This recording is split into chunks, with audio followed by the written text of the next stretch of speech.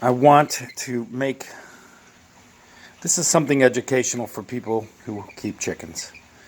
I want to keep it short, simple, and educational without rambling for an hour. This chicken is about, what is she? About maybe 8 weeks old. And I suspect she has Merrick's disease. Look at how the leg is being kept out there. It is possible that she may have something called curl toe, because if you look at her toes, they're curled, which is a vitamin B12 deficiency. I wanted to see if I can see what happens if I treat her for a vitamin deficiency. See if there's improvement. But I suspect she has Merrick's disease. What are the symptoms of Merrick's disease? Look at the foot. Look at the leg. The difficulty walking. Merrick's disease is caused by a herpes virus that affects chickens specifically. Wild birds, it's inconclusive whether wild birds have it or not. They have found it in some species of geese in Japan. So, but it's very common with chickens. To give you a rundown of a herpes virus, herpes viruses tend to be very species specific. We have herpes viruses. We have at least 3 that I can think of. We have the one that causes chicken pox. We have one that causes genital herpes. And we have one that is just the common cold sore. 90% of human beings have the common cold sore. So let me explain Merrick's disease in a way that is informative and quick, because I hated looking for stuff on YouTube. So let me give you the rundown on this disease. Merrick's disease is caused by a herpes virus in chickens. It's not transmissible to people. There are 3 types of it. There is an ocular version of it that affects their eyes, makes them go blind. There is a paralytic, which this would be the paralytic, where it affects their nerves and their legs, and they can't walk. And there's also an internal one that actually causes tumors, cancerous tumors in their body, and you wouldn't know that they had it. There is no test for Merrick's disease. In order to diagnose it, you have to kill the bird and do a necropsy and look at various parts of their bodies for specific things. They can eat, they can drink, and the degree of severity of the disease just depends on the individual bird. Some of them can recover. If they recover, they become carriers. Now, how is it transmitted? Well, it's transmitted in the dander of their skin and their feathers. So particularly when they're molting, they leave a dander. Anybody who keeps chickens or birds knows exactly what I'm talking about. Collectively, we always call it bird dust. And what happens is birds breathe this. They get infected. It's long-lasting. It stays in the environment a long time. Merrick's disease is very common in chickens. I am told that if you keep a lot of chickens, eventually it shows up. And here, these are just some of the things. I kept a close flock. The only chickens I ever added to my flock were babies that I fostered off to broody hens. I would get them locally, or I get some for legs and let them hatch them out. The problem is, if it came in, that's what it came in on. Now, here's the thing with Merrick's. The best way to prevent it is to buy vaccinated chicks. It's only like an extra 8 cents a bird. Buy vaccinated chicks. If I was going to suggest somebody getting started with chickens to prevent this kind of stuff, get vaccinated chicks. It's not a guarantee they won't come down with the virus, but the point is it pretty much protects everything that you ever add to your flock if you get vaccinated chicks. What are the symptoms?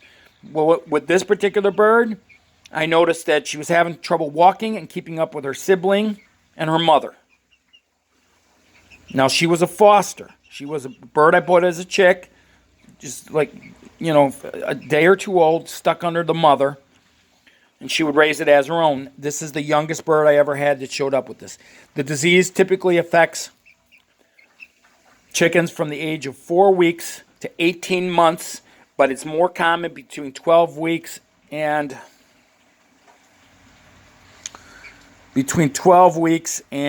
24 weeks old.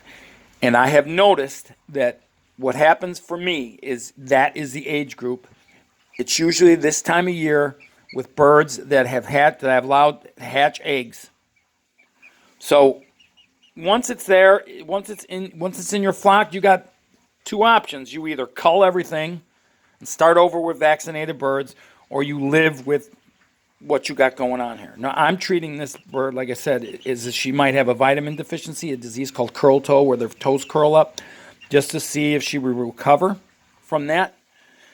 And it's sad to say, I typically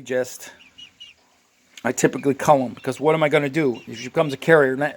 Herpes viruses live in the nerves, and they go dormant once the immune system catches on to them.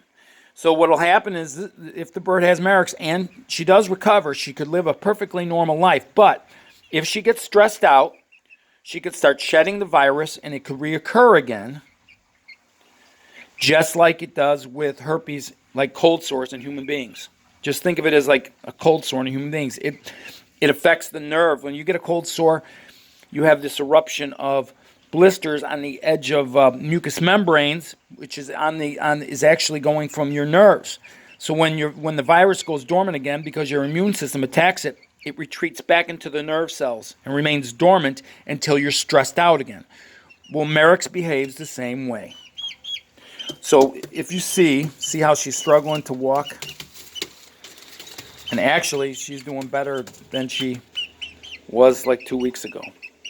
So, but see, this is the problem. Let me lock this up.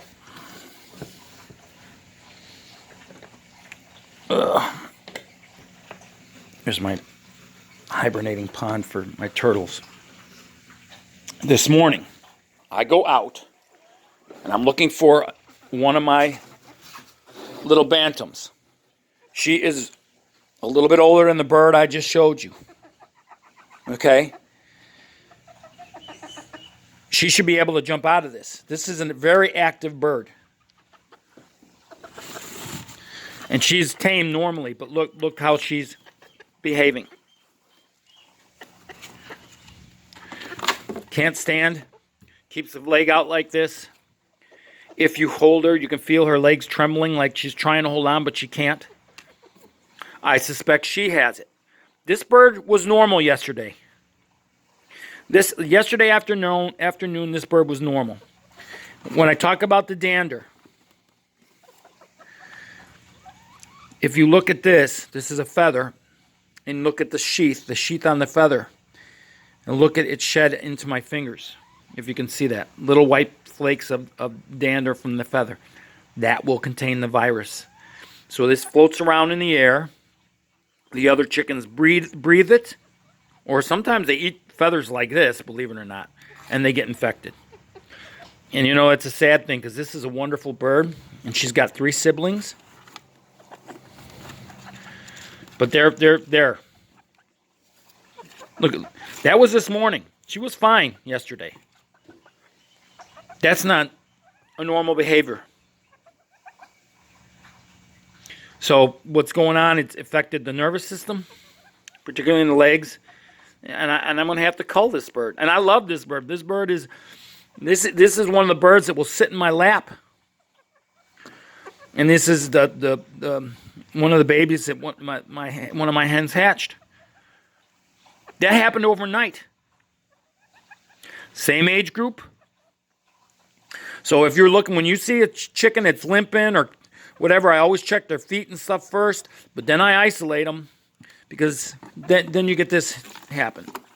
I got to euthanize this bird because I don't want it to suffer, and I hate it. I honestly don't have a problem killing most things, to be honest with you. I keep pigeons, and sometimes I got to kill them. I don't like doing it, but sometimes I have to. But I definitely don't like doing it to chickens. You know, this is, if you want an idea of what happens with Merrick's, this is a great example. Poor thing. It's just sad. It's just sad. Wash your hands when you're done touching these birds. Wash your hands. Don't wear the same shoes. Keep yard shoes. Don't go to other places where there might be chickens. Change the shoes. Sterilize the shoes. Spray them with bleach. Wash your hands when you're done with these. When you're done handling. You should always do it anyway, but you don't want to transmit it to the rest of your birds. You just don't. But my best advice for anybody getting started with chickens, buy vaccinated chicks. Buy vaccinated chicks. It's an extra 10 cents. So I hope this makes sense. I hope this video helps you to understand. You know, there's a lot of videos on YouTube with chickens with Merrick's disease. And like I said, I won't know if she's got it for sure unless I dispatch her and do an autopsy and we can look at her. Look at her, particularly the nerves that control those legs and her pelvis. So till next time.